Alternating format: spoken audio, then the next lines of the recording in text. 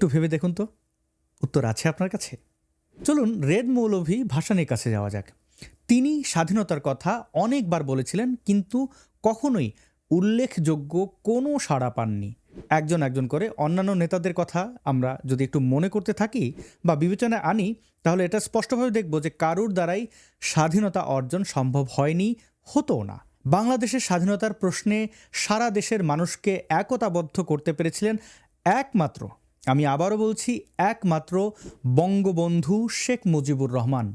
এই মানুষটি জন্ম না নিলে পাকিস্তানিরা আজও এ দেশে রক্তের হোলি খেলতো, আর আপনারাই লড়কে লেঙ্গে পাকিস্তান পাকিস্তান বলে বলে ওদের পা ধোয়া পানি খেতেন। ব্যস্ত হবেন না, কিভাবে আওয়ামী ফেসিবাদীদের দূর করে বঙ্গবন্ধুকে উপযুক্ত সম্মান দেয়া যায় সেটা নিয়ে একটু পরেই আলোচনা করছি। তবে সাথে আরও বলবো ৭২ থেকে ৭৫-এর সমস্যা নিয়েও। কিন্তু প্রথমে আপনাদেরকে বুঝতে হবে বঙ্গবন্ধু ঠিক কতটা সম্মান পাওয়ার যোগ্য। এক কথায় যদি বলি, স্বাধীন বাংলাদেশ মানেই বঙ্গবন্ধু শেখ মুজিবুর রহমান। এই বঙ্গবন্ধুর সাথে কেউ কেউ তাজউদ্দিন আহমেদের তুলনা করেন। আসলে তাজউদ্দিন আহমেদ ছিলেন বঙ্গবন্ধু নামক বটবৃক্ষের নিচে বেড়ে ওঠা এক বনসায়ী। তখনকার সময়ে বেশিরভাগ নেতারাই তাই ছিলেন, অর্থাৎ বনসায়ী। তবে সকল স্বাধীনতাকামীদের অবদানকে অবশ্যই আমাদেরকে স্বীকার করতে হবে। আওয়ামী লীগ যতটুকু স্বীকার করেছে তা মোটেও যথেষ্ট ছিল না, কিন্তু তাই বলে এদেরকে বঙ্গবন্ধুর সমান কোনোভাবেই বানানো যায় না। বিএনপির মাথামোটা কিছু সমর্থক জিয়াউর রহমানকে বঙ্গবন্ধুর পর্যায়ে তুলে ফেলতে চান, অথচ স্বয়ং জিয়াউর রহমান বঙ্গবন্ধুকে জাতির পিতা বলে অকপটে সম্বোধন করেছেন। দল হিসেবে বিএনপি জামায়াতীদের সাথে মিশে বঙ্গবন্ধুকে বাদ দেওয়ার আপ্রাণ চেষ্টা করেছে এবং বহুবার বহু ঘটনার মাধ্যমে সেসব তারা স্পষ্ট করেছে। আমি মনে করি এটা ছিল তাদের ষড়যন্ত্র। এই যে আওয়ামী লীগ বঙ্গবন্ধুর ইমেজকে নিয়ে ব্যবসা করে, অর্থাৎ নিজের স্বার্থে ব্যবহার করছে, এটা তারা কোনোভাবেই করতে পারতো না যদি বিএনপি সহ অন্যান্য রাজনৈতিক দলগুলো বঙ্গবন্ধুকে তাঁর প্রাপ্য সম্মানটুকু প্রদান করত। যেখানে জিয়াউর রহমানকে বঙ্গবন্ধু নিজেই নিয়োগ দিয়েছিলেন, সেখানে বঙ্গবন্ধুকে পেছনে ফেলে জিয়াউর রহমানকে উপরে তোলা যায় কিভাবে, সেটি আমার কোনোভাবে বুঝে আসে না। নিশ্চয়ই আপনারা মন্তব্য করে জানাবেন এটি কিভাবে সম্ভব। যাই হোক, মূল কথায় ফিরে যাই। বঙ্গবন্ধুর মূল চাওয়া ছিল জাতিকে একতাবদ্ধ করা, এবং তিনি তা করতে সক্ষম হয়েছিলেন। বঙ্গবন্ধু চেয়েছিলেন সহিংসতা ছাড়াই দেশের স্বায়ত্তশাসন অর্জন করতে, যা স্বাধীনতার দরজা খুলে দেবে। এজন্যই তিনি ৭ই মার্চের ঐতিহাসিক সেই ভাষণে সরাসরি স্বাধীনতার ঘোষণা করেননি, কারণ তিনি জানতেন যুদ্ধ রক্তের বন্যায় ভাসিয়ে দেবে আমাদেরকে। তাই সেটি এড়িয়ে যাওয়াই একজন সৎ নেতার কাজ। বঙ্গবন্ধু সেটি করেছিলেন, কিন্তু পাকিস্তানি হানাদারেরা ২৫শে মার্চ বাংলাদেশিদের উপর ঝাঁপিয়ে পড়ে যুদ্ধকে অনিবার্য করে তুলল।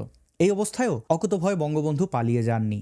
তিনি পালালে সব কিছু শেষ হয়ে যেত। সবাই পাকিস্তানের বশ্যতা মেনে নিতে বাধ্য হতো, আর বঙ্গবন্ধু পরিণত হতেন সামান্য এক বিচ্ছিন্নতাবাদী নেতায়। বলা হতো তিনি ভারতে পালিয়ে গিয়ে পাকিস্তানের বিরুদ্ধে ষড়যন্ত্র করছেন। আমরা যদিও বা তখন সিরাজুল আলম খান, আব্দুর রব সহ অনেক বিপ্লবীদেরকে দেখতে পেয়েছি, তবে স্বাধীনতার পর ওনারা কতটুকু নেতা হতে পেরেছিলেন সেটাও কিন্তু আমরা জানি। জেলে যাওয়ার পর বঙ্গবন্ধুর ফাঁসি হওয়াটা এক প্রকার নিশ্চিত ছিল, কিন্তু পাকিস্তানিরা সেই সাহস করে ওঠেনি এবং বাংলাদেশ স্বাধীন হওয়ার পরে দেশে ফিরলে বঙ্গবন্ধুকে সবাই কিন্তু বরণ করে নেয়। সেই জনসমুদ্র আমরা দেখেছি। সকল অর্থেই বঙ্গবন্ধু হয়ে উঠেছিলেন বাংলাদেশিদের অবিসংবাদিত নেতা। এবার চলুন অধ্যাপক ডক্টর হুমায়ুন আজাদের কালজয়ী গ্রন্থ আমরা কি এই বাংলাদেশ চেয়েছিলাম থেকে বঙ্গবন্ধু ও স্বাধীনতা প্রসঙ্গে কয়েকটি লাইন পড়ে নেওয়া যাক। মুজিব যদি ধরা না দিয়ে পালিয়ে গিয়ে মুক্তিযুদ্ধ করতেন, কোনো ভাঙা বেতার কেন্দ্র থেকে স্বাধীনতা ঘোষণা করতেন, তাহলে কি আমাদের মুক্তিযুদ্ধ আরও তীব্র, আরও সফল হতো? তাহলে কি তিনি মুজিব হতেন?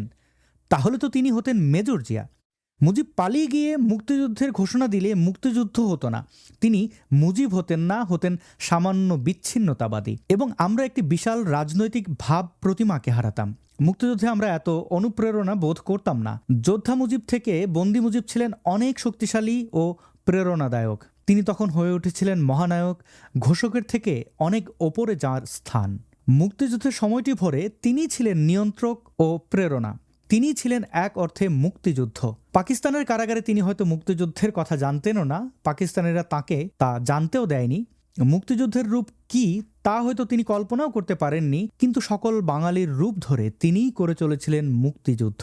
মুক্তিযুদ্ধে প্রতিটি বাঙালি ও মুক্তিযোদ্ধাই ছিল মুজিবের দ্বিতীয় সত্তা। মুজিবের বন্দিত্ব মুক্তিযুদ্ধের ঘোষণার থেকে অনেক বড় ঘটনা। ঘোষণা করে ঘোষক হওয়া যায়, মুজিব হওয়া যায় না। এখন নোবেল হাতে নিয়ে দেশে এক রিসেট বাবার আগমন হয়েছে। তিনি রিসেট বাটন চেপে কোন ইতিহাস মুছে ফেলতে চান? মুছে ফেলতে পারবেন? তার অন্যতম ঘেটুপুত্র আবার কয়েকজন নেতাকে বাঁশের লাঠিতে ঝুলিয়ে ওপরে তুলতে গিয়ে স্লোগান দিচ্ছে এভাবে যে হাসিনা মুজিব মুর্দাবাদ মুর্দাবাদ। শেখ হাসিনার সাথে শেখ মুজিবকে একসাথে তুলনা করার রাজনীতিটা যদি খেয়াল করেন তাহলে স্পষ্ট হবেন এ কিভাবে বাটপারি করতে চাইছে। এই ছেলেটি উপরে তুলতে চাইছে একে ফজলুল হক, সোহরাওয়ার্দী, আবুল হাশেম, যোগেন্দ্রনাথ আর ভাসানীকে। অবশ্য প্রবল ইচ্ছা থাকা সত্ত্বেও সে নিজামী বা গোলাম আজমকে এই লিস্টে যোগ করার সাহস পায়নি। রাজাকারের বাচ্চাদের কত দুঃখ, বাপদের নামও লিস্টে নিতে পারে না।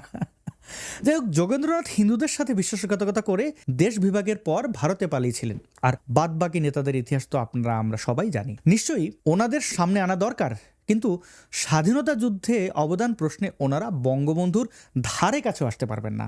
তাই কেউ রিসেট বাটন চেপে দেওয়ার আগে তাকে ভেবে দেখতে হবে বাটন চেপে অন্য কোথাও অন্য কোনো কোষে যেন চাপ পড়ে না যায়। কারণ ফাও আলুর দোষে প্যারা খেয়ে চাপাচাপি করতে গিয়ে মধ্যরাতে চিৎকার করে পাড়া মহল্লাকে একত্রিত করে ফেলতে যাবেন না।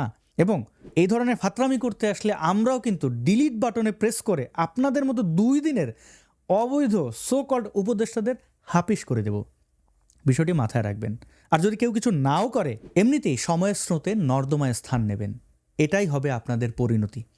এই যে আপনারা সরকারে জেগে বসলেন, গণভোট বা নির্বাচনের আয়োজন করেছিলেন, কারা আপনাদেরকে এখানে বসিয়েছে? আপনারা কিভাবে বৈধ হলেন? অন্তত যারা আন্দোলন করেছে তাদের ম্যান্ডেট নিয়েছিলেন? কোনো ভোট হয়েছিল? কখন, কোথায়? তাহলে আপনারা বৈধতা পেলেন কিভাবে? এত বড় গলায় কথা বলছেন, এসব কার জোরে? কোন আইনি বৈধতায়? কোনো উত্তর নেই আপনাদের কাছে।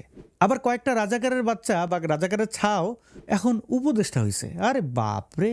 কয়দিন আগেও এই সার্জিস এবং হাসনাতেরা জাতির পিতার বঙ্গবন্ধুর গুণগান করতে করতে করতে মুখে ফেনা তুলে ফেলতো। সার্জিসের এই বক্তব্যটি চলুন শুনে নেওয়া যাক। যে মার্চ মাসের 7 তারিখে 1971 সালে তার একটি তর্জনীর হুঙ্কারে পুরো 7.5 কোটি বাঙালি ঝাঁপিয়ে পড়েছিল যুদ্ধে।